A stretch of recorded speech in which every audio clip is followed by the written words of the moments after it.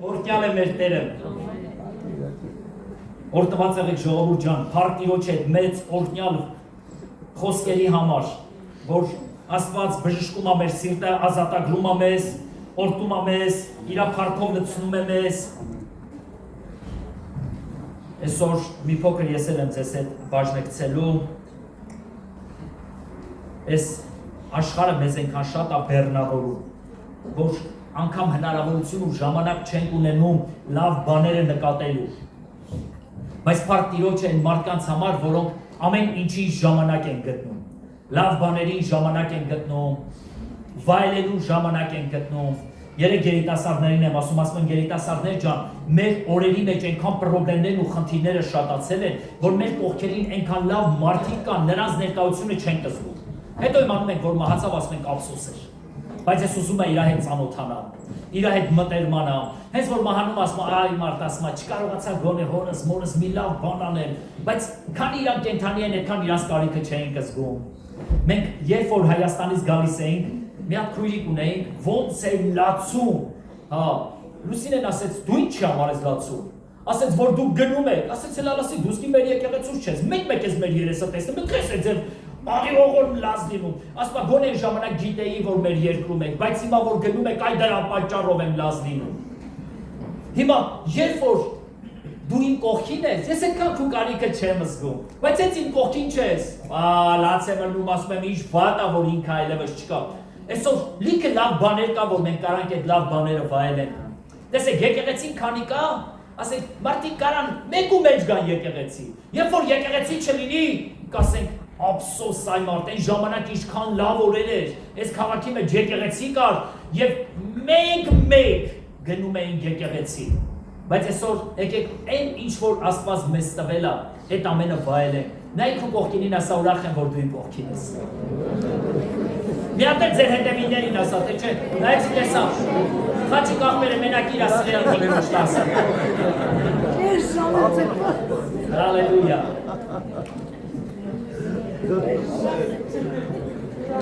Փառք Տիրոջ եմ, ես ուրախ եմ ձեզ համար, դուք օրհնություն եք, մենք մեկս մյուսովս ուրախանում ենք, մեկս մյուսովս ցնծում ենք, որովհետև իսկապես մեկս մյուսիս համար օրհնություն ենք, եւ մենք պետք է կարողանանք մեկս մյուսիս ներկայությունը վայելենք, մեր ընտանիքները վայելենք, մեր հարազատներին ու բարեկամներին վայելենք, ինչով լինենք բեռնավորված։ Այս աշխարհը այնքան մարդկանց բեռնավորել է, այնքան, որ ամբողջ օրը առավոտից մինչև իրիկուն, եթե ինչ-որ բան անես դարձյալ չես ավարտի։ Այդքան այս աշխարհը բեռնավորել է մարդկանց։ Մտածում ես առավոտյան շուտ արթնանամ, որպեսզի մի քանի գործ անեմ ավարտեմ։ Շուտ արթնանում ես, բայց դարձյալ չես ավարտում քո անելիքը։ Քնում ես, արդեն գիշեր է, դարձյալ չես ավարտել։ Հաջորդ օր առավոտյան նորից արթնանում ես, նորից սկսում ես ինչ-որ բաներ անել։ Եվ էլի հասկանում ես, որ ոչինչ չես արել, շատ քիչ բաներ են կանում, բայց այս աշխարհի բեռները միշտ են կա։ Հիսուս իր խոսքի մեջ ասեց, ինձ մոտ եկեք, բոլոր հոգնածներ ու բեռնավորվածներ։ Այս աշխարհը միշտ իր բեռը դնում է մեր ուսերի վրա, բայց Տերն ասում է ինձ մոտ եկեք։ Իմ լուծը ձեր վրա առե, եւ իմ բեռը, որ քաղցր է, եւ իմ բեռը թեթև։ Եթե ուզում ես քաղցր ու թեթև բեռով ապրես, ուրեմն պետք է Տիրոջինը վերցնենք։ Եթե ուզում ենք մերը վերցնենք, ուրեմն իր բեռը, մեր բեռը միշտ ծանր է եւ այդ լուծը շատ ահավոր է, միշտ հառաչում ենք։ Արևալինում այ մարդես ինչ է, հոգնել են, շոկ կրակա, մոծակները հեսա դուրս են գալու, ամպերալինում, գիտեք սա հետաքրքիր է, Աստված այնքան հետաքրքիր է ստեղծել։ Ամպերալինում հոգնել ենք այ մարդ, զզվել ենք այս ամպերից, ոնց որ բանաձորն են, ես ինչ է կատարվում։ Անձրև է գալիս, տրտնջում ենք, արևալինում տրտնջում ենք։ Տերը չգիտի որ մեկն անի, որ ուրախանանք։ Ինչ անում է, որովհետև այս աշխարհի բեռը այնքան ծանր է մարդուս համար, ամեն ինչի մեջ միշտ դժվարություն ենք տեսնում։ Ուրեմն, այսօր Հովսեփի կյանքից 3 հատ կարևոր բան եմ անել, այդ 3 կարևոր բաների վրա ենք ուշադրություն դարձնելու։ Հովսեփը լավ գիտեք, ինքը մի երիտասարդ տղա էր, որը որ իր հարազատներից մերժված, հասարակությունից մերժված, բանտախցում մերժված, բայց Ամենակարևորը որ Տերը իր հետ է, գրված ասված Հովսեփի հետ է, սա ամենակարևոր բանն է։ Գիտես, կարաս քո կյանքի մեջ լիքը խնդիրներ լինի, խնդիրներ լինի, գլուխդ բարձրացնելու անգամ հնարավորություն չլինի, որ մտածես, ես ինչ եմ այս վիճակին, գիտես, կարևորը որ Տերը քեզ հետ է։ Թեկուզ շատ դժվարություններ ունենաս, շատ նեղություններ ունենաս, բայց որ Տերը քեզ հետ է, այնքան լավ ես զգում։ Ես երբ որ այս խոսքերը պատրաստում եմ ու մտածում եմ, մի անգամից ուղեղից մեջ եկավ, երբ որ Հովսեփին բանտարկեցին, ասենք ինչքան ծանր էր, չէ՞ Հովսեփի վիճակը, ու թեթև սրոք չէր իր բանտարկությունը, շատ ծանր սրոք էր, որ իրան բանտարկեցին։ Սուրբ Գիրքը չի տալի, թե քանի տարի, ինչքան ժամանակ նստեց, բայց իրականության մեջ բանտարկվեց, եւ ասма Տերը Հովսեփի պատճառով օրհնվեց բանտապետի տունը։ Ավելի լավ այն զորտես, քան թե նրան օրհնես, նրա ինչն է օրհնում, Տեր։ Բայց Տերը Հովսեփի հետ էր, ասма Տերը Հովսեփի հետ էր, բա որ Տերն ինձ հետ է, ես ինչ գործ ունեմ ես բանտախցում։ Գիտեք, բաներ կա Աստված ինքն է ծրագրում, չէ՞։ Քո կյանքի մեջ էլ Աստված ինչքան բաներ կա ծրագրել, ամեն դա չգիտեք, բայց Աստված ծրագիր ուներ, երկու հոգի մարդ կար, նրանց հարցը պետք է լուծվեր։ Աստված Հովսեփի տարավ այդ երկուսի հարցը լուծեց։ Հետո Տերը իր մեծ գործ արեց, փառքով հանեց։ Երեմիայի օրերի մեջ գրված է, թագավորը Երեմիային կանչեց, ասեց, եկեք մարգարեացեք, ոնց է լինելու իմ այս պատերազմ գնալը, եւ եկան բոլորը սկսեցին մարգարեանալ, բոլորը լավ բաներ էին մարգարեանում։ Երեմիան գնաց եւ մարգարեացավ ինչ որ Տերը ասեց։ Հենց ասեց, ծեծեցին խեղճ Երեմիային։ Ասեք ինչքան հետաքրքիր է, չէ՞ Տերն ասում է ասա, ասում է ծեծես ուտում, ես համոզված եմ, եթե մեր ժամանակի քրիստոնյաներս լինեին Երեմիայի օրերի մեջ, կասենք ինչ որ մի մեղ կարել ասա։ Հենց այս տեղը ծուխ չի բարձանը, չէ, եթե կարակ չկա։ Մեր ժողովրդական խոսքերով։ Բայց խեղճ Երեմիա, Տերն ասա որ պարտվելու ես։ Ասես պարտվելու ես, ասա ես չասեցի, ծեծեք սրա։ Ասա Տերը, բայց իրան երբ մստում են ասում են, որ դու ճիշտ ասա, այն ինչ որ Տերը քեզ ասել է, այդ ասա։ Ինտեր մի ամիտ տղա, ինչ Տերը ասում է Տեր ասում, ծեծեցի։ Ասեցի գցեք բանտախուցը, բանտարկեք սրա, մինչև հետ կգամ եւ նոր սրա դատաստանը կանեմ։ Տերն ասա, իրան ասա որ հետ չես գալու։ Այնքան մի ամիտ ես Երեմիա ջան։ Ասա Տերն ասա որ դու հետ չես գալու։ Ասա սրան լավ ծեծեք նեղության հացով կպահեք սրան։ Նեղության հացը մի կտոր չոր հաց այնքանն է որ սովից չբեռնի, մինչև ետ վերադառնա։ Ինչ կասեին մեր ժամանակի քրիստոնյաներս, երբ որ հանկարծ այդ ձևի մեկը հայտնվել, ասենք բան։ Ինչ կասենք, ասենք եթե տիրոջից է բախի բանտարկվեց, ինչի ինքը չէր կարողանում մարգարեանալ։ Գիտեք, չէ, նախկին Սովետ միության ժամանակներում մի մարգարե գալիս է Ստալինի մոտ եւ մոտենում են Ստալինին եւ ասում են պարոն Ստալին մի հատ մարգարե է եկել եւ ուզում է ձեզ տեսնի մարգարեություն ունի ձեզ համար ասում է գլխատեք ասում են այդ մարդը բան չի արել ասում է եթե ինքը մարգարե լիներ կիմանար որ ես իրան գլխատելու եմ սպանեք իրան ասեք ինչ կմտածեինք մենք մեր օրերի մեր ժամանակների մեջ կասենք եթե իսկապես մարգարե լիներ ինքը չէր մարգարեանի չի մարգարեացավ բայց հետաքրքիր է Աստծո գործը Թագավորը կանչեց բոլոր մարգարեացողներին եւ ասեց եկեք մարգարեություն արեք իմ ծառայության համար իմ թագավորության համար բոլորը եկան ինչ ասեց մարգարեացան ասեց էլ ուրիշ մարգարե չկա ձեր մեջ ասին կա մեկն է կա մի քիչ ասեց նրան է բերեք թող գա մարգարեն ասա նա ոչ մի անգամ լավ բաներ չի մարգարեանում ինձ համար այ մարդ ասեց բերեք լատենակ ինչ է մարգարեանում այս 400-ը լավ բան են մարգարեանում ինքը ինչ ասելու ու նախորոքը զգուշացրեցին մի քիչ ասեցին լսի լավ բան կասես եթե վատ ասեցիր թագավորը քեզ գլխատելու է եղավ անպայման բայց ես ասելու եմ այն ինչ որ Տերն է ասում ասես դեպու գործն արի տես եկավ ասամ ինչ ասում Տերը ես գնում եմ պատերազմելու ասավ Տերն ասում է որ դու խաղաղությամբ ետ ես գալու խափեց ասավ Աստծով երբ մտնում է որ դու ճիշտ ասես ասավ Տերն ասում է որ դու մեռնել ես ասում է ես չասեցի սա որ լավ բան չի մարգարեանալու համար Ուզում եմ քեզ մի հատ հարց տամ, ո՞րն է քո դուրը գալի, քեզ համար ճիշտ մարգարեություններ անեն, թե սուտ։ Քեզ ասեմ, որ դու լավն ես, եկուց վատորը օրհնվելու ա, բան թե իրականության մեջ ասեն մեղ մի գործի, այդ մեղքը վնաս ա տալու։ Գիտես ովքեր որ միշտ մեզ համար բացասական բան են մարգարեանում, մենք նրանց շատ չենք սիրում եւ նրանց մարգարությունները չենք լսում, նրանց քարոզները մեր դուրը շատ չի գալի, բայց նրանք ովքեր որ ասում են հեշտ բանի մասին են մի մտածի, դու հաջողակ մարդ ես, վաղը կտեսնես քո կյանքին ինչ լինելու, իր անունը Աստվածաշնչից մեզ գրում է որպես բարի մարգարե։ Որովհետեւ ինձ համար լավ բաներ ա մարգարեանում։ Հիմա եկեք նայենք Հովսեփի կյանքին, ինչի համար անդրադարձավ, բաներ կա, որ մեր կյանքի մեջ կարա Աստծո միջամտությունը լինի, բայց մենք դրա մասին տեղեկությունը չունենանք։ Բայց այն Աստվածը, որը որ մեզ կանչել է, նա գիտի մերով լինելը, նա գիտի մեր ներկան եւ գիտի մեր ապագան։ Երեք կարևոր բեռնավորվածության մասին եմ խոսում, որ կարևոր է Հովսեփի կյանքի մեջ եւ նույնը կարևոր է մեր կյանքի մեջ։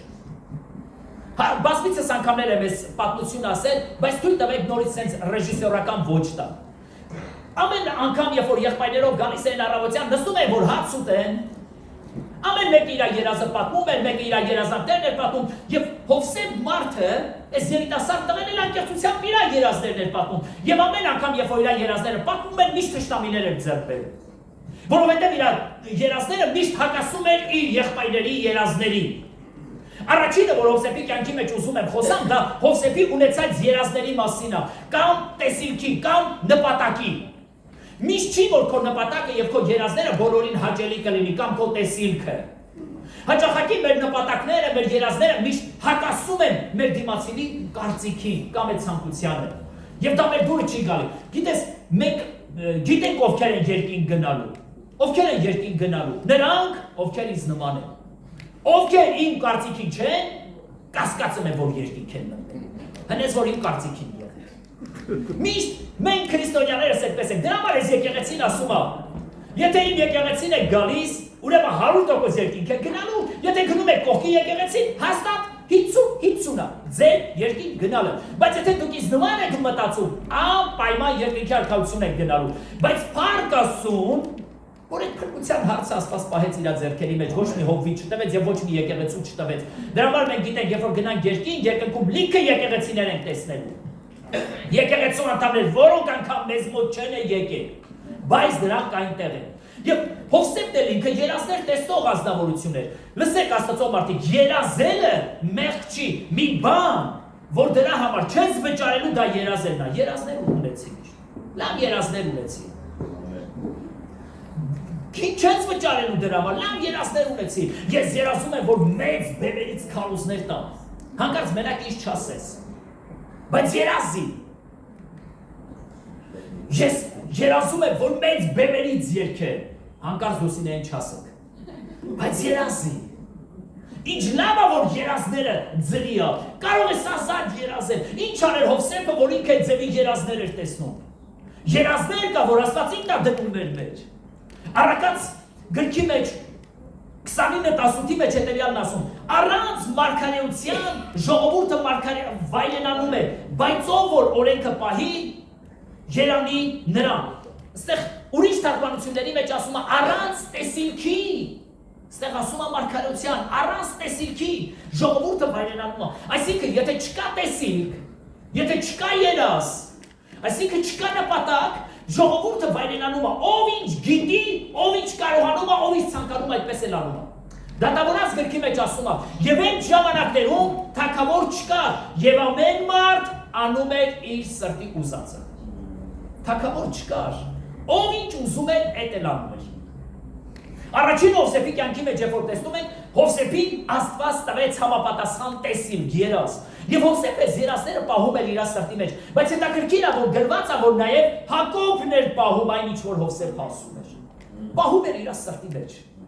Եվ Հովսեփը բոլոր երազները հավաքում էր իր սրտի մեջ։ Առաջին օրը մի երազ տեսավ, երկրորդ օրը մի երազ տեսավ, առաջին երազը երկրորդ օրվա երազին ավելացնում էր, եւ երկրորդ օրվա երազը առաջին օրվա երազին ավելացնում էր։ Բայց սա անհաճելի էր եղբայրների համար։ Բայց Հովսեփը երազները պահում էր, ինքը երազում էր, ինքը ուներ այդ տեսիլքը։ Ես ուզում եմ, որ Աստված ինձ հասունացնի, ես ուզում եմ, որ Աստված ինձ մեծացնի։ Տեսիլք ունենալը վատ բան չի։ Լավ տեսիլքներ ունեցեք ձեր ապագայի համար։ տեսիլք ունեցեք, որ դուք կողքի քաղաքներում եկեղեցիներ կբարձրացնեք, շատերի կծառայեք, շատերը ձեր միջոցով կփրկվի, հազարավոր մարդիկ փրկություն կունենան, դուք կգնաք կավետարանեք, փրկվածների թիվը կավելանա, ավետարանիչներին չասեք դրա մասին մենակ, որովհետև եթե դուք իրաց նման չավետարանեք, դուք երկինք չեք գնալու։ Դու տեսիլք ունես, որ դու ուժեղ հովիվ լինես, շատ լավ է, տեսիլք ունեցի եւ այդ տեսիլքով գնա առաջ։ Դա շատ լավ բան է, որ դու ունես համապատասխան երաս, ունես համապատասխան տեսիլք։ Սկսի աղոթել, զարգացրու այն տեսիլքը, այն երազը, ինչ որ Աստված քեզ տվել է։ Երեք ես նաեւ երիտասարդների հետ եմ խոսացել այս ուղղությամբ։ Նրանք ովքեր որ տեսիլք չունեն, նրանք ովքեր երաս չունեն, նրանք ովքեր նպատակ չունեն, միշտ աննպատակ բաների հետ են բախվում։ Քո կյանքի մեջ կարան բաներ լինեն, եւ դու դրա պատասխանը չունես։ Ինչի է համար այս ամենը եղավ ինձ հետ։ Բայց երբ որ Աստված քեզ ինչ-որ մի տեսիք, ինչ-որ մի երազ է տալիս, եւ քո կյանքի մեջ այս ամենը տեղի է ունենում, դու չես դուրս գալի Աստծո դեմ, դու չես բողոքում, դու չես տրտնջում, որովհետեւ դու գիտես, որ տեսիլքը եւ երազը պետք է կատարվի, ու որպեսզի կատարվի դու որոշակի դժվարություններով կանցնես։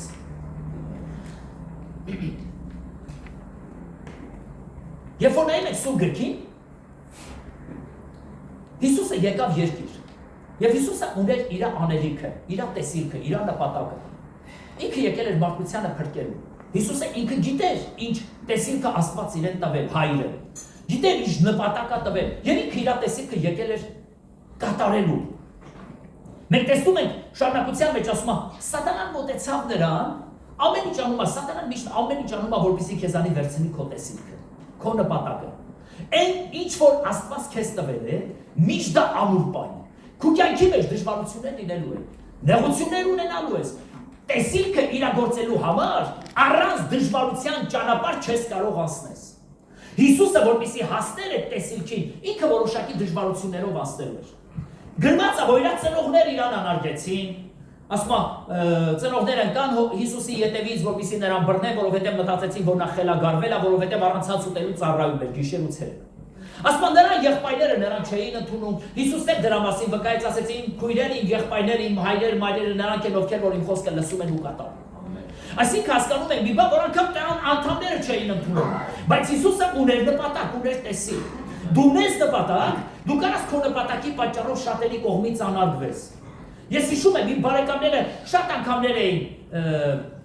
անարգել ասեմ, չգիտեմ թե ոնց ասեմ, բայց պատճառն ինչ է, որովհետև ասում են, քեզ համար բարեկամները գոյություն չունեն։ Ինչի՞։ Որովհետև ամբողջ օրը դու զբաղված ես։ Դու եկեղեցով, հավատացյալներով, բամբեր։ Ճիշտ են ասում, սխալ են ասում, չէ, ճիշտ են ասում, բայց ես ունեի տեսիլք, ես պետք է գնայի իմ տեսիլքի ետևից։ Եթե դու տեսիլք ունես ու գնում ես քո տեսիլքի ետևից, քո նպատակի ետևից, շատ շատերը քեզ հակառակ են կանգնելու։ Բայց կոչ եմ անում քեզ, գնա քո տեսիլքի ետևից։ Հիսուսն էլ գնաց իր տեսիլքի ետևից, իր հարազատներն էլ իրան հակառակ էին, իր անկերներն էլ իրան հակառակ էին։ Չմտածեք, որ աշակերտները հասկանում են այն ինչ որ Հիսուսը ասում է։ Ինչ ասում են, աշակերտները դրա ճիշտ հակառակն էին հասկանում։ Որովհետև աշակերտները մտածում են, որ Հիսուսը հեղափոխական է։ Ինք իրանք են միացել են ընդդիմությանը։ Հիսուսն ընդդիմության առաջնորդն է, իրանք ընդդիմություն էին կազմել, հեղաշրջում պետք անեն, բայց ոչ մեկը չեն հասկանում։ Բայց գնում են իր հետևից։ Հիսուսը ուներ իր նպատակը, իր տեսիլքը, ինքը իր աշակերտներին ուրիշ մարդ էր դարձնում։ Հովսեփ ուներ տեսիլք, Հովսեփ ուներ նպատակ, ինքը գնում էր իր տեսիլքի, իր նպատակի հետևից։ Սատանան ամեն ինչ անում էր, որպեսզի նրա տեսիլքը եւ նպատակը սպաներ, մերցներ։ Բայց գիտես, ես քեզ մի բան եմ ուզում ասել, եթե Աստված քեզ հետ է, Սատանան ինքը նպաստելու է քո տեսիլքին եւ քո նպատակների իրականացմանը։ Ամեն։ Մի հատ էլ ասեմ։ Եթե Աստված քեզ հետ է եւ նա օրհնել է քեզ, ամեն։ Սատանան ինքը պետք է նպաստի, որ դու հասնես քո տեսիլքին ու քո նպատակներին, քո երազներին։ Այսինքն ինքը շատ փոքր անձնավորություն է, որ կարողանա Աստծո տեսիլքը քանդի քո մեջ, եթե դու ամբողջությամբ Աստծո տեսիլքով բռնված ես։ Երբ որ դու դարձել ես ասում, քեզ քննադատներ, պրոբլեմներ, խնդիրներ, լիքը քննադատողներ ունես, երբեք մի վախեցի, որովհետև նրանք օգնելու են, որ դու հասնես քո նպատակին։ Հալելույա։ Ես հիշում եմ, երբ որ տարիներ առաջ Հայաստանում ծառայում էին, մի շենք վերցրեցինք եւ այդ շենքը մաքրեցինք, Այդտեղ էլի եկեղեցի կար ծառայություն էին անում։ Բայց չգիտեմ, ոչ կոմֆորտնի էր։ Եվ մենք այդ շենքը վերցրեցինք վարձակալությամբ եւ մեջը մաքրեցինք, քանդեցինք սիրուն։ Մաքրեցինք եւ սկսեցինք ծառայություններ անել։ Եվ այդ ով որ տվել էր մեզ կանչեց, ասեց, կներեք, ասեց, բայց խնդիրը առաջացել մյուս եկեղեցու կողմից։ Ասում են, որ մեր ժողովուրդը գնում են իրանց մոտ, լավ կլինի թող իրանք ստեղից դուրս գան։ Զարմանալի է, ամեն ինչ արել ենք։ Այդտեղից դուրս եկան, բայց մինչև այդտեղից դուրս գալը, մենք մի տան մեջ էինք հավաքվում։ Այդ տան մեջ փրկվածների թիվ ավելացավ, շատացան, եւ այդ տան տերը հավատացյալ էր։ Մի օր եկավ, ասեց, դուրս եկեք այստեղից, ով որ այդ տունը տվել էր մեզ։ Ոչ թե տան տերն էր, այլ հավատացյալ էր այդ տունը տվել մեզ։ Եկավ ու ասեց, գիտեք դուք այստեղից դուրս եք գալ։ Ասի, բայց ինչ եք անում եք։ Տունը մաքրել, սարքել, ակուրատնի։ Ասեց, չէ, այս տան տերն ուզում է որ իր տունը ռեմոնտ անի, դուրս եկեք այստեղից։ Մեզ հանեց, հետո իմացանք որ տվել է ուրիշների։ Եհովայի վկաներն էին կարծեմ հավաքվում մեզանից հետո։ Բայց ոչինչ չխանգարեց մեզ։ Մենք գնացինք այդ մի տեղը վարձեցինք, դա ավելի մեծ էր։ Հետո տեղից էլ մեզ դուրս արեցին։ Ուր գնանք դեր։ Հետո մի հատ խանութ տեսանք։ Ուսին են միշտ ասում էր, այս խանութը առնենք էլի։ Ասում է, հա, առնենք։ Թող որտեղից որ առնենք։ Վերջապես գնացինք այս խանութի տիրոջը տեսանք, ասենք, հնարավոր է 10 ծառայություններ անենք, բան, ասա մեզ գնով ծախում եմ։ Ասի փող չունենք, քիչ տվեք։ Քիչ տվեցինք, այդ խանութը դարձավ մեր սեփականությունը։ Մաքրեցինք, սիրունացրեցինք, ինչպես եղբայրս ասեց, արդեն համակերպվել էինք, սկսեց պրոբլեմներն ինչ էր, ժողովուրդը ավելացավ, տեղ չկա։ Ինչ անենք, ստիպված ենք տեսիլքը ավելի մեծացնենք։ Կարելի ասել, տեսեք, մարդիկ մեզ դուրս են անում, սատանան ամեն ինչ անում է, որ մեզ ցրի, բայց ընդհակառակը, Աստված մեզ ավելի ամեծացնում։ Հետո այս մի տեղից, հետո այն մի տեղից, գիտեք, մեր կյանքի մեջ լիքը կարան այդպիսի բաներ լինեն։ Սատանան ինքը կնպաստի,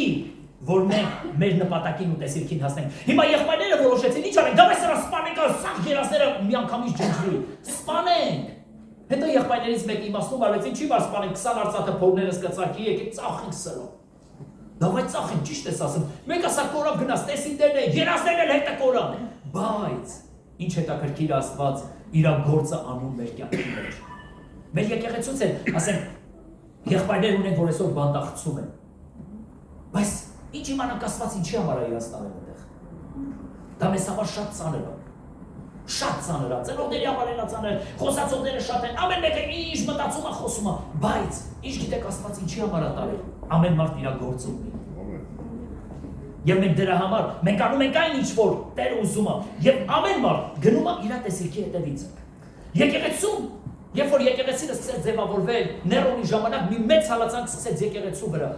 Եվ սատանան ամբողջ ջանքերը դրեց եկեղեցու վրա, եւ ամենաառաջին բաներից մեկը ավակ հովի բռնեցին Հռոմում եւ գլխատեցին։ Դա Հակոբոսն էր։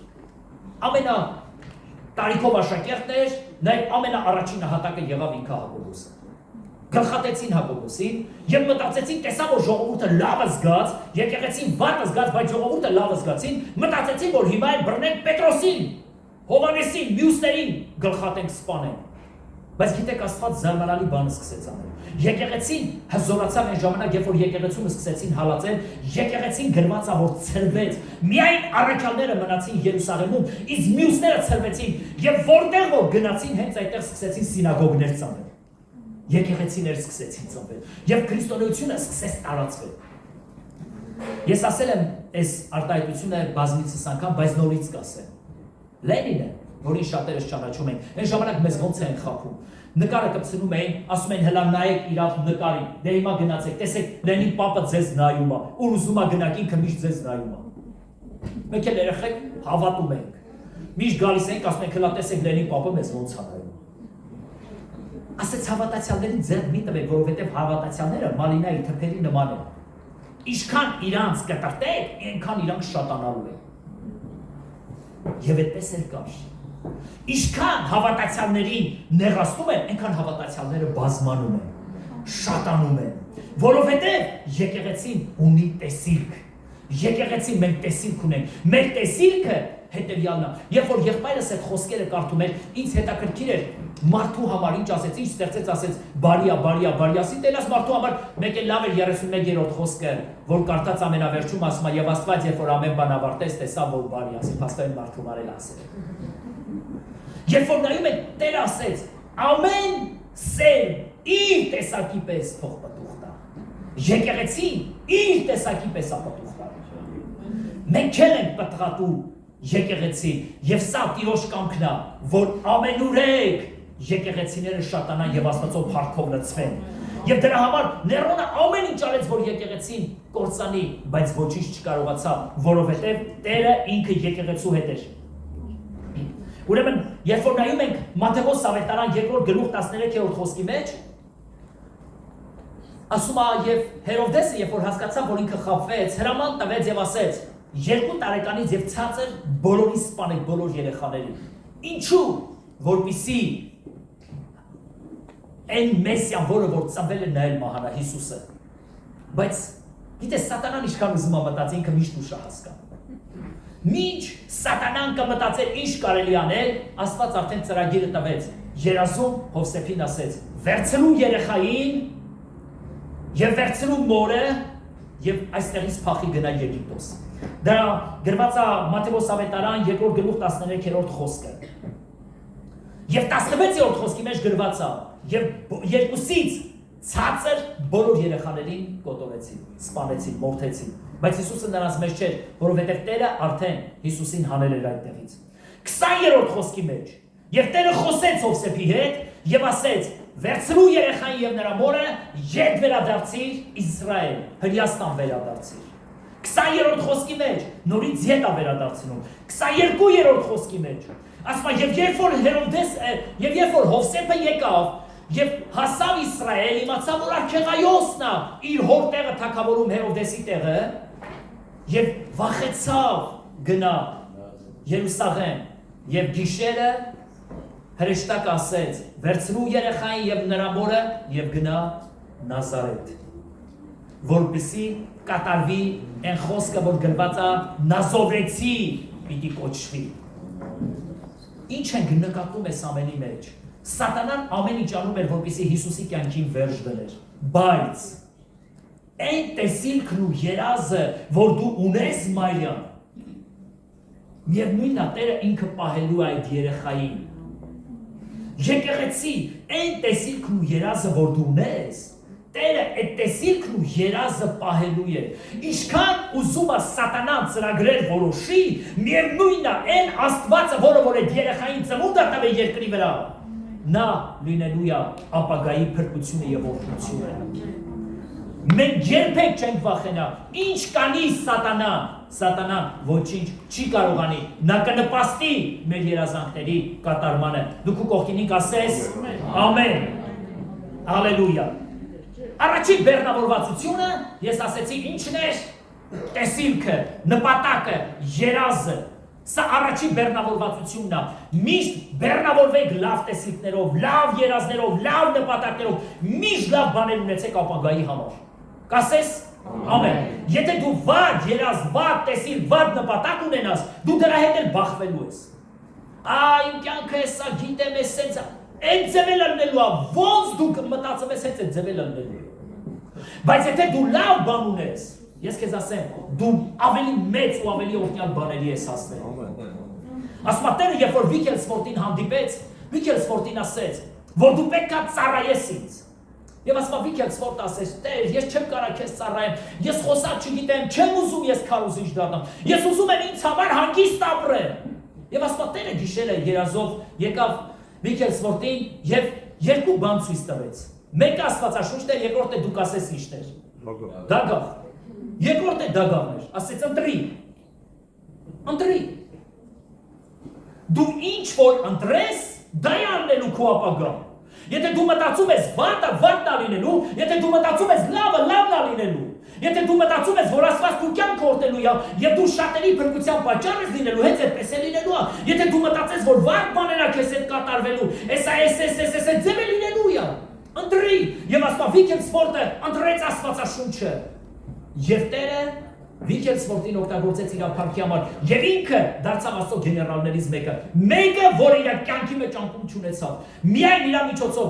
որոշներն ասում են 7, որոշներն ասում են 14 մեռելահարություն տվել։ Մի մարդ, որը կարդալ չգիտեր անգամ։ Մի մարդ, որը քարոզել չգիտեր, Աստված զարմանալի ձևով այս մարդու միջոցով սկսեց հրաշքներ ու նշաններ անել։ Անկամ իր կնոջն է կենդանացրել մահացած վիճակից։ Ինչի, որովհետև ասելա դու ինձ հաջող չես արել։ Վեր կաց, վերակացրել, հրաժեշտ տվել, հետո նոր ազատ արձակել։ Այսպիսի մարդը ժամանակներ առաջ չէր ուզում ծառայել։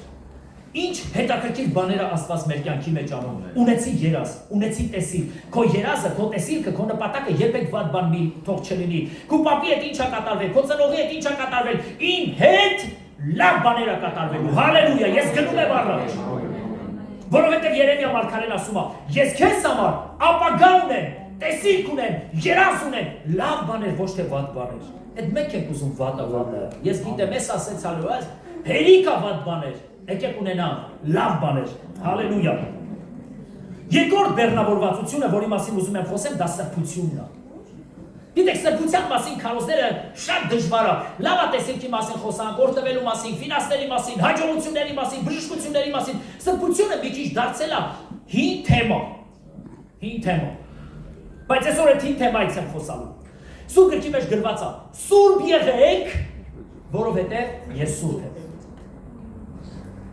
Ժողով ջան, հիմա որ մի հատ մեղ գործ է, դա ինչ։ Ապս։ Ինչ է խանգարելու, ասենք որ մի երկու բաներ անում ենք, այս սաղ աշխարհը մեղքագործում, հենց ասու աչքին վրա անգավ։ Զարմանալի մարդ ենք, չէ՞, բայց լավ մարդ ենք եկեք ասենք։ Շատ լավ մարդ ենք, որ կարողանում ենք կողմնորոշենք այդ իրավիճակների մեջ, բայց Տիրոջ խոսքը երկրորդ կարևոր բանը, որ Հովսեփի կյանքի մեջ դա կարևորագույնը պետք է լիներ եւ առաջնայինը դա սրբությունը պետք է լիներ։ Հովսեփը պետք է պահեր իր սրբությունը։ Գրված է, որ մի անգամ իր տիրոջ կինը բռնեց նրան եւ ասեց ինձ հետ պարկի։ Ա քեզ համար լավ կլինի։ Ա դու չես տեսնում ես ես ով եմ։ Դու ծառան ես։ Դու տան ծառայողն ես։ Դու գիտես, որ ես շատ հարուստ եմ։ Եթե միշտ դու ինձ հետ իրես, քո գործերը լավ ալինելու։ Անկամ իմ ամուսնուն չեք ասի, բայց շատ լավ կլինի։ Հովսեփ ասեց, ոչ։ Իմ Տերը իր տան ամեն ինչի վրա ինձ կարգել է։ Բացի քեզանից ես քո վրա միայն իրավունք չունեմ։ Լսի, եթե դու իմ հետ իրավունք եմ ես քեզ տալի, քո գործերը լավ ալինելու եւ Հովսեփ ասեց, չի ասեց, եթե չէ, ուրեմն դու կդատվես շատ ծանր դատապարտությունով։ Շատ։ Ես կասեմ, որ դու ուզում ես ինձ բռնաբարես։ Դե գնա մտածի, տեսնեմ հլա։ Հիմա ավելի լավ է հետս պարկես, թե բռնաբարողի հոդվածով գնաս նստես բանտ։ Դե լավ, եկեք, ինչ անելու ենք անենք վրացվարս։ Ինչքան ժամանակների մեջ մարդիկ սկսում են շատ արագ կողմնորոշվել, ոչինչ մի քիչ մեղ կա, մի փուճուր մեղ կա, մի թեթևի մեջ բան, բայց նայում եք ստեղ Հովսեփին, Հովսեփը հասկացավ, եթե դու ուզում ես քո երազին հասնես, երբեք ծուղ ճանապարհներով չես գնալու, դու պետք է ուղիղ մոտենաս այն ամենակարող Աստծո տեսիլքին, որ ինքը դրել է քո մեջ, եթե դու ուզում ես հասնես քո նպատակին, ուրեմն առաջ նայի եւ սրբությամբ առաջնորդվի։ Մեր օրերի մեջ շատ քրիստոնյաներ իրանց ուղեցիրը կորցրել են, պատճառը դա մեղանչելն է, մեղ գործելու պատճառով իրանք կորցրել են իրանց տեսիլքը, մեղ գործելու պատճառով կորցրել են իրանց նպատակը, կորցրել են իրանց երազները, որովհետև մեղքի անունը դա գող է, ինքը գողանում է։ Նա գալիս է, որպեսզի քեզանի գողանա քո նպատակը, քո տեսիլքը, քո ծրագիրը, եւ որից հետո քեզ թողնում է հեռանում է։ Այն չէ բարի մի հատ մեղ գործեցելի, այդ մի մեղքը քո ամբողջ ճակատագիրը կարա որոշի։ Եկեք նայենք առաջ։ Սատանան ամեն ինչ արեց, որպեսզի անգամ Հիսուսից գողանար իր տեսիլքը, իր նպատակը։ Եվ ասեց, եթե դու կնես ինձ երկրպագես, ուզում են վերցնի Քրիստոսից իր սրբությունը, իր ամենաթանկը, իր պաշտամունքը, իր երկրպագությունը։ Դու տեսնում ես այս ամենը, սա քեզ եմ տալու։ Եվ Սուրբ գրքի մեջ գրված է, եւ Հիսուս ասեց, «Ետից գնա, որովհետեւ գրված է, միայն քո Տեր Աստծուն կերկրպագես եւ միայն նրան կպաշտես»։ Հեռացի Սատանա։ Դու իմ կյանքից մեջ ոչ մի բան չես կարող ունենալ, որովհետեւ ես քեզ երկրպագողներից չեմ, ես սրբությամբ եմ ապրելու։ Դուք չմտածեք, որ Հիսուս մարդի կյանքի մեջ երբեք գայթակղություններ չէր գալու, բայց ինքը Հիսուս մարդ է, որպես կատարյալ մարդ, երկրի վրա ինքը ապրեց կատարելությամբ, երբեք ինքը չընդունեց այդ մեղքը։ Մեր կյանքի մեջ կարան շատ մեղքեր այցելության կան։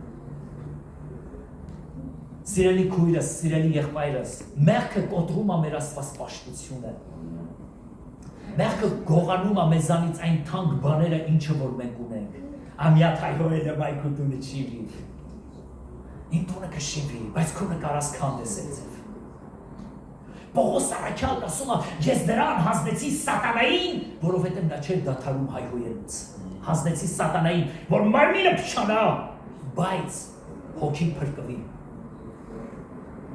Որոշակի մեղքեր կան, որոնք որ իրանց բացասական ու վատ հետևանքները կարող են ունենալ մեր կյանքի մեջ։ Հիսուսը պահեց այդ սրբությունը, որովհետև Աստծո հաղորդակցությունը մի սուրբ մարդկանց հետ է, որտեղ կա մեղք, այնտեղ չկա Աստծո ներկայությունը։ Բայց որտեղ կա սրբությունը, Աստծո ներկայությունը իջնում է այդ վայրի մեջ։ Մարդը երբ որ մեղք է գործում, ինքը Աստծո երեսից փախնում է, երբ որ ինչ-որ մեկի հանդեպ մեղք ես գործում, նա փորձի իր աշկերին նայես։ Փորձել ես,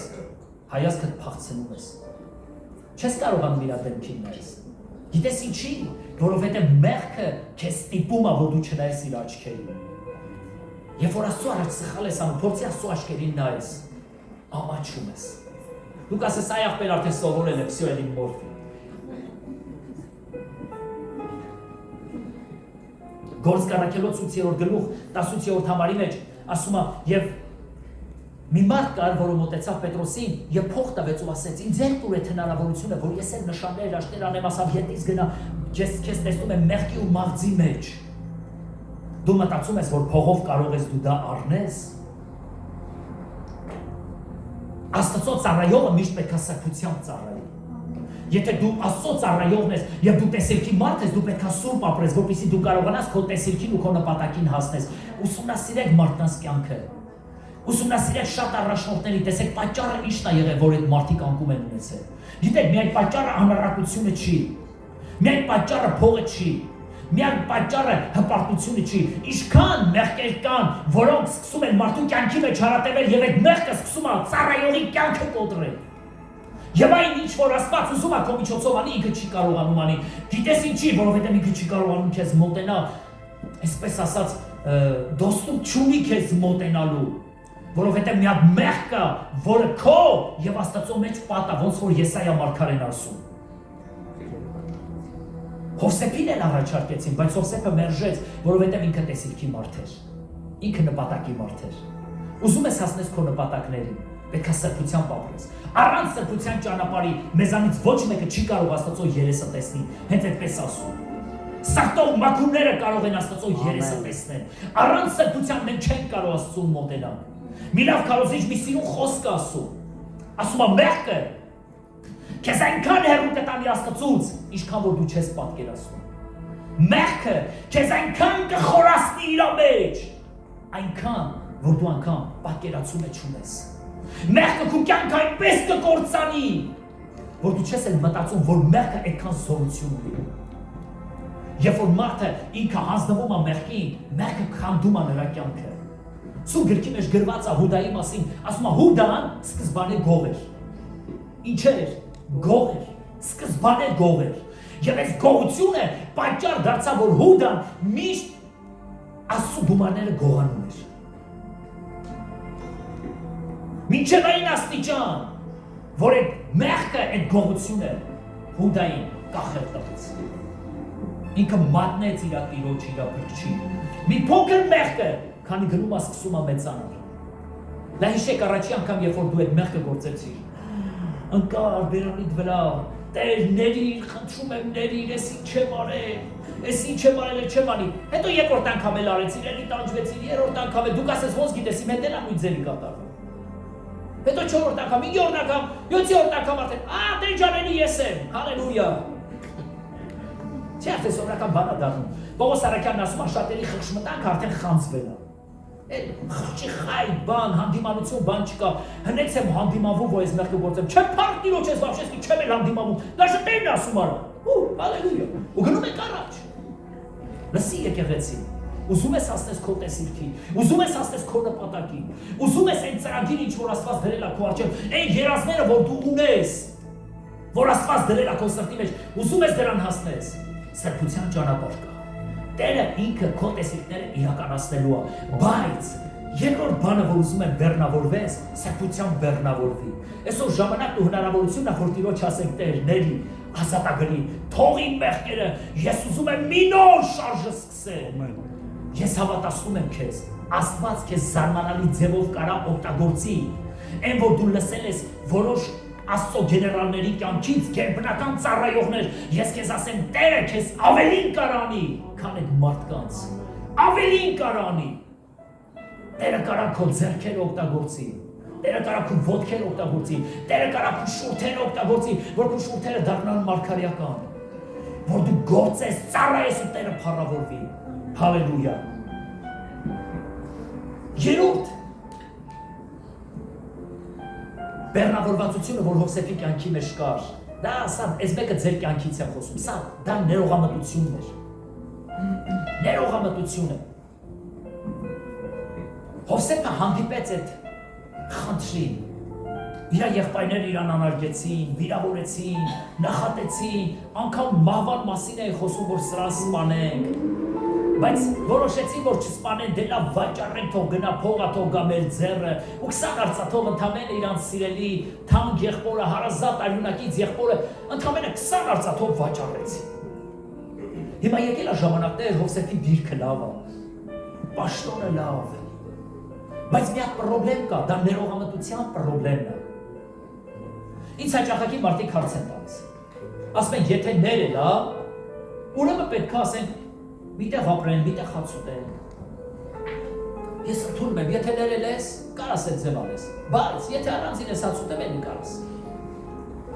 Դուք ասես, այ ախպերես ինչ ես ասում։ Ես կասեմ, ծննդոց գրքի մեջ հենց այդպես է գրված է։ Գրված է, որ Հովսեփը իր եղբայրների համար Գեսեմը ընտրեց, որ ընդեղ առանձին ապրեն։ Բայց ինքը ապրեց ընդեղ, որտեղ որ փարավոնի վայել տեղն էր։ Ոչ շատ չեմ խառնում ձեր ասված պաշտությունը։ Դու կարաս մարդուն ներես, սա չի նշանակում, եթե դու ներել ես, ուրեմն իր հետ պետք է այդ ճանապարհը գնաս։ Մի հատ գաղտնիք ասեմ ձեզ, բայց ոչ մեկի չասեք ես։ Հովսեփը ներող տղա էր։ Ուզում եմ ձեզ հարց տամ, իսկ եղբայրները կրկին անգամ սխալվող էին, թե չէ։ Նորից եղբայրները սխալվող էին։ Բայց դա չի նշանակում, որ դու չես ներել։ Դու պետք է ներես ինձ։ Եթե դու ինձ ներես, դա չի նշանակում, որ իմ կյանքը պետք է փոխվի։ Կարամ ես էլի նույն մարդը լինեմ քո հանդեպ։ Բայց դու ինձ ներելու ես։ Իսկ պետք է ասատարձակես քո սրտից։ Որովհետև երբ որ նայում եք Սուրբ գրքին, նկատում եք նույն բանը Հիսուսի կյանքի մեջ։ Հիսուսը գիտեր իր աշակերտներին, անգամ Հիսուսը իր աշակերտների համար այսպես էր ասում. Հոտին զարկելու են, գառները ցրվելու են։ Ինքը գիտեր ինչ են անելու։ Ինքը գիտեր, բայց ինքը շարունակում է դարձյալ սիրել իր աշակերտներին, ու ներում էր իրանց արածները։ Ինքը գիտեր Հուդայի դավադրությունը, բայց ներում էր, իմանալով հանդերձ էլի ներում էր։ Ինքը Պետրոսին ասեց, Պետրոս, ես գիտեմ, Սատանան ուզեցավ քեզ խարբալի, քո հավատքը վնասի, բայց ես աղոթեցի, որ ոչ մի բան չկարողանա հաջողվի քո կյանքի մեջ։ Իմ Տեր, չի կարեն կյանքի մեջ այդ ձևի բանել, այս քեզ լեռնելու էլ կգնա։ Պետրոս, հավը երկու անգամ չի հասցնի կանչի, դու 3 անգամ ես կուրանաս։ Դու մեծ կարծիքներ ունես քո մասին, Պետրոս։ Ինքը գիտեր Պետրոսին, բայց Պետրոսին ներել էր, սիրում էր։ Անգամ իր աշակերտներին ասեց, գնացեք ասեք Պետրոսին, եւ իմ աշակերտներին հատուկ Պետրոսին ասեց, գնացեք ասեք Պետրոսին, դուք ասես, ինչի Պետրոսին է ձեր, գիտես, երբ որ դու հասկանում ես, որ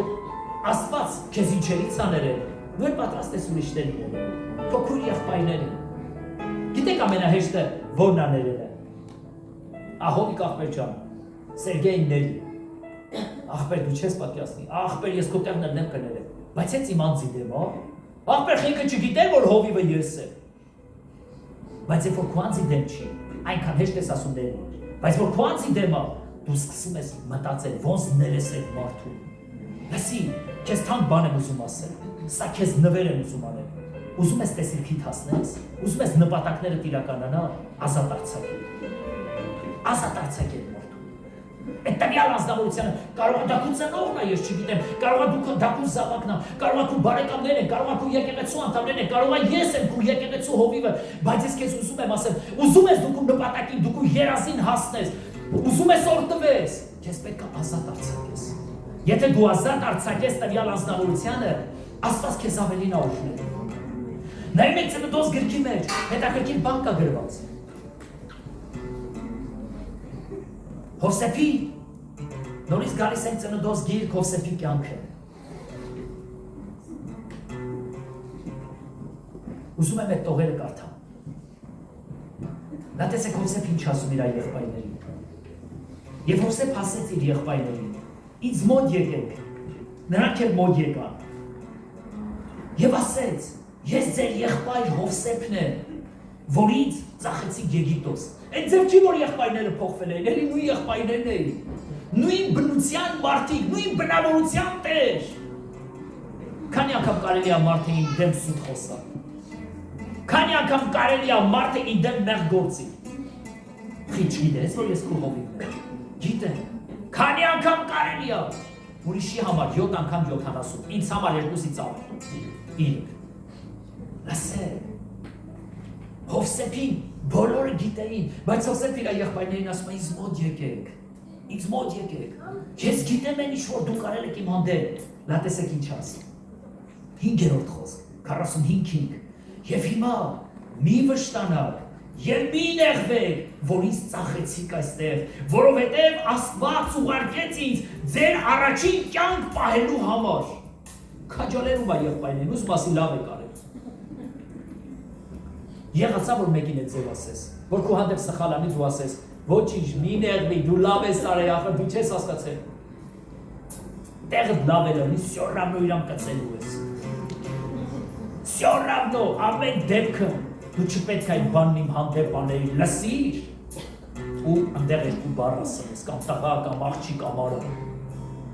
Բայց Հովսեփն ասում է, լսեք ասում է, ինձ մոտ եկեք, կարոտել էր իր եղբայրներին, նույն բնության մարդիկ են, նրանք չէին փոխվել,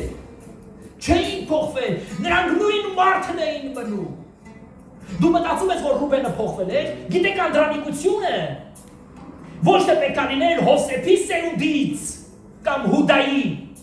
պետք է լիներ Ռուբենի սերունդից, որովհետև անդրանիկը Ռուբենն էր, Հիսուսը պետք է գար Ռուբենի սերունդից։ Բայց Ռուբենը նույն մարդն է, վեր կացավ գնաց իր հոր հարճերին պղծեց։ Հոր կանաց հետ այդպես, մտավ նրանց ծոցը։ Նույն մարդն էին։ Գիտես, որ քո կողքինն էլ է նույն մարդը։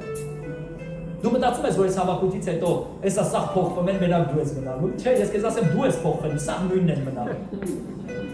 Դու փոխվում ես, սաղ նույնն է։ Եվ դու ստիպված ես ներես իրանց, նայում ես, որ ասում ես, բայց փոխվել է իմ հանդեպ, ասեմ ես ձեզ, ինքը չի փոխվել, դու ես փոխվել։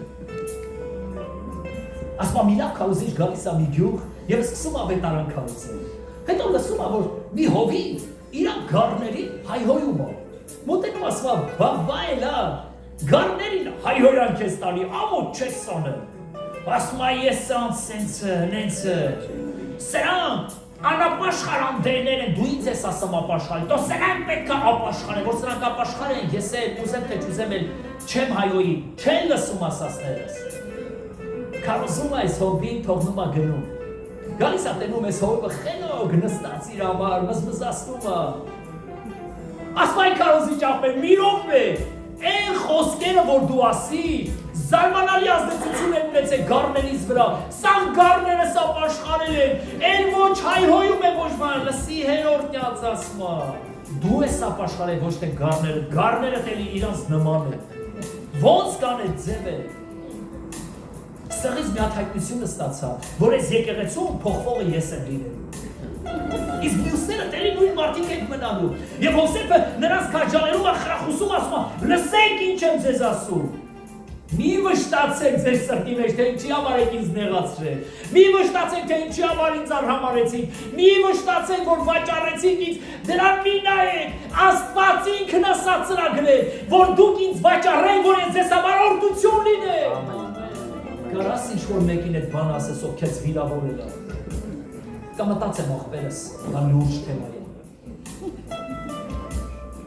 Ինչքան լավն է մեր Տերը։ Դավիթը լավ բաներ արել, ոչ մի վատ բան չէր արել Սամուելի հանդեպ։ Նվագը մեր դևերը փախտում էին։ Որ Աշոտ աղբերը նվագում այսքան լավ է, չես գա։ Օրհնություն կա, խոսքի դուռն էլ լավ բաց է։ Լավ բաներ էր կատարում, Դավիթն էլ նվագում էր Սամուելի վրա, այս ոգիները փախտում էին։ Բայց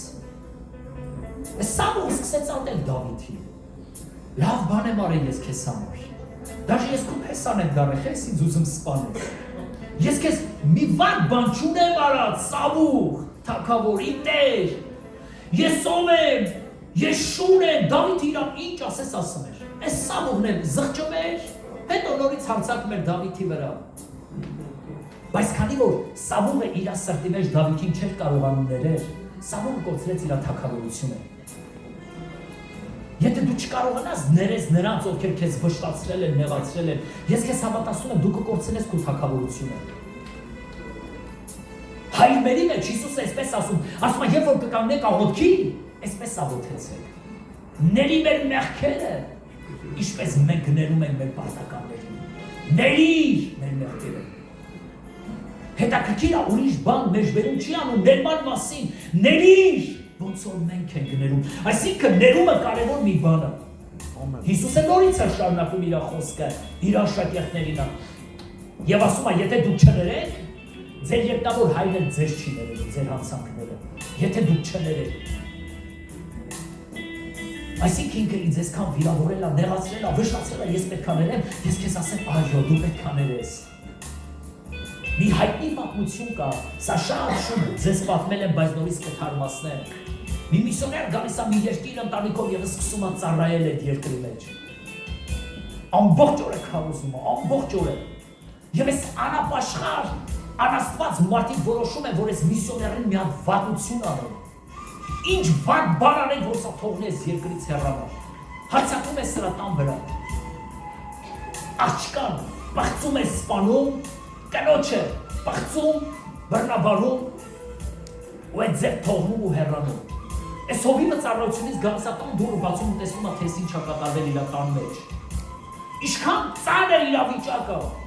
Շատ, եթե մենք լինենք, ոնց կտանենք այս ամենը։ Ես այս հովիվը վշտացած սրտով սկսում է նորից ծառայել։ Չի հանգստանում։ Ասում է ժամանակներ։ Աղոթում է։ Եվ Տերը խոսում է այս հովվի հետ։ Ասում է, դու պետք է գնաս բանտարկյալներին քարոզես։ Եվ ուղիղ հենց այս կամեր, որտեղ որ պետք է դու քարոզես ու ասես, որ ես սիրում եմ ձեզ։ Աղոթքից վեր եկնում, գալիս է բանտապետի մոտ եւ ասում է, բոլորը ճանաչում են այդ հովին որպես հովին։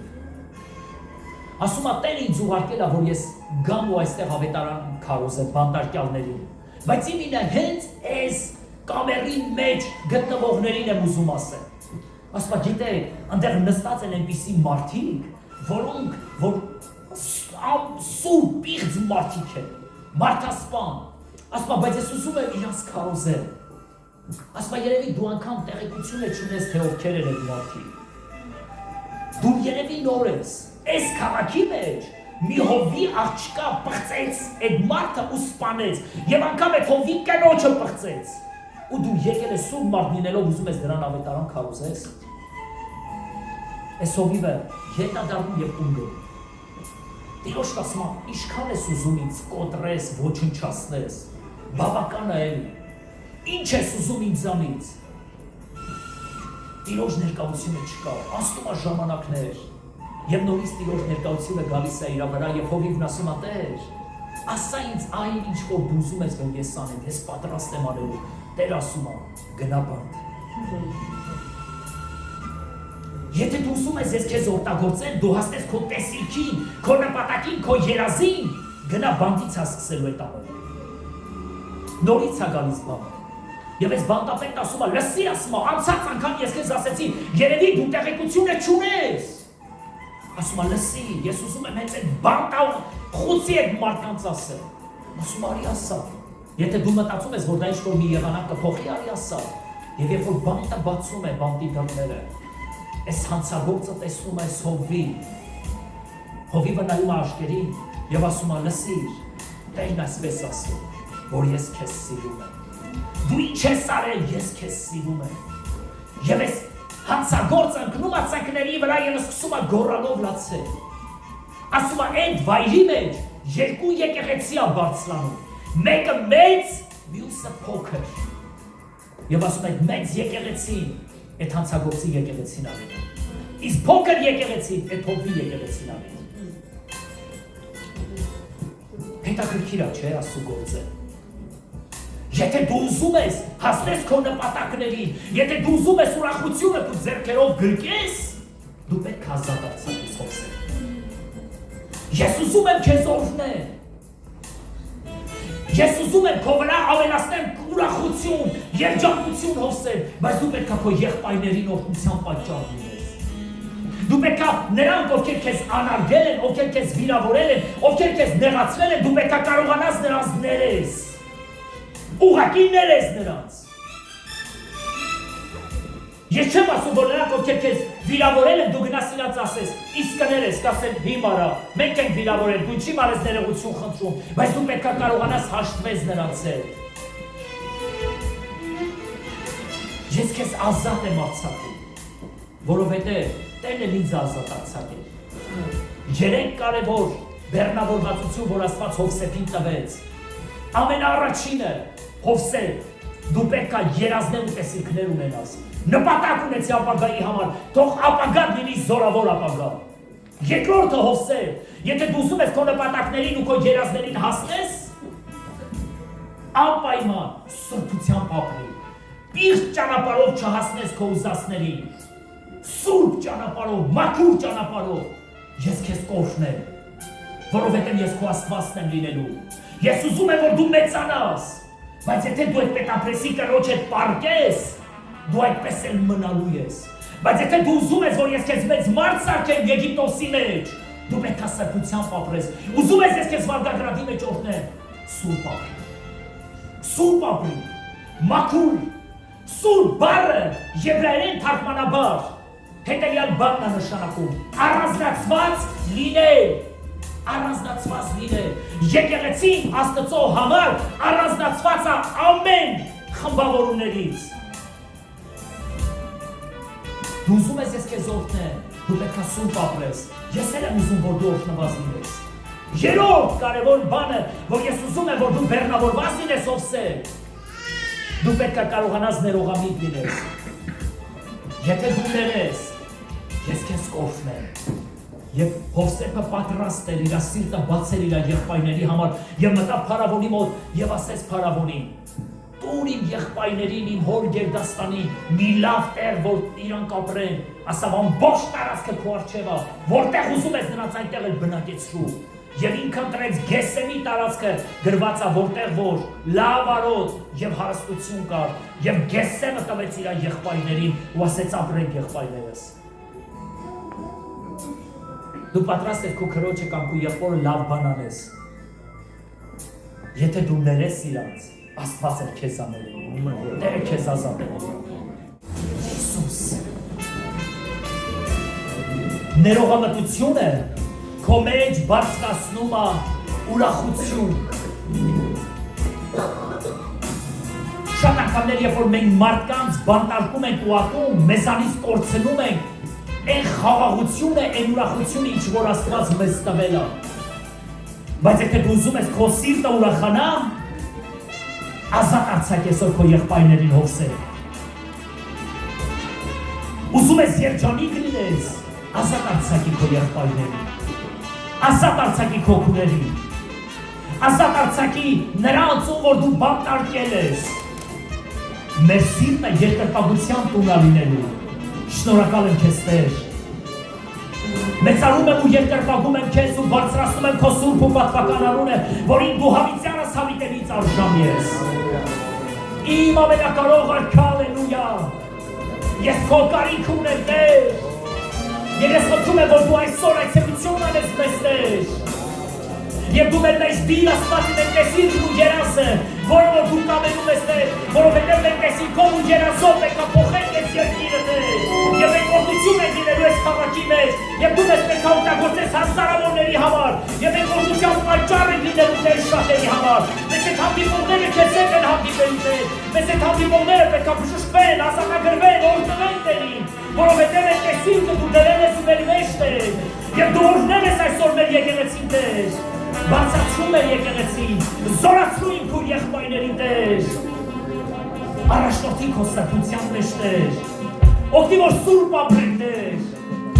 այն ինչը որ Աստված իր մեղքը արմատախիլ արա մեր կյանքից Տեր,